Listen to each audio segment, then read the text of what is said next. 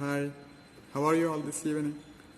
ഇന്ന് നമുക്ക് വൈൽ എന്ന് പറയുന്ന കൺജങ്ഷനെ കുറിച്ച് സംസാരിക്കാം.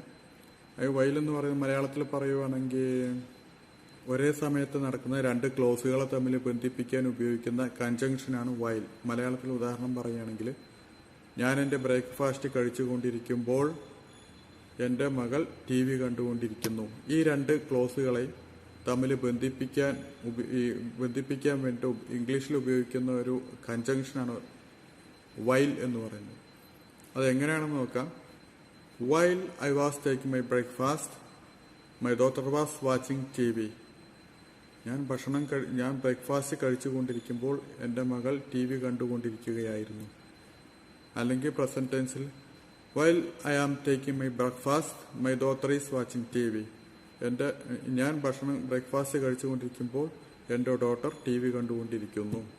അത് ഒരേ സമയത്ത് നടക്കുന്ന രണ്ട് പ്രവൃത്തികളെ തമ്മിൽ ബന്ധിപ്പിക്കാൻ വേണ്ടിയിട്ടാണ് വൈൽ എന്ന് പറയുന്ന കൺജങ്ഷൻ ഉപയോഗിക്കുന്നത്. കൺജങ്ഷൻ എന്ന് പറയുമ്പോൾ തന്നെ രണ്ടെണ്ണത്തിനെ ബന്ധിപ്പിക്കാൻ ഉപയോഗിക്കുന്നത് എന്നുള്ള അർത്ഥത്തിലാണ്. പിന്നെ വേറെ ചില ഉദാഹരണങ്ങളും കൂടെ നോക്കാം.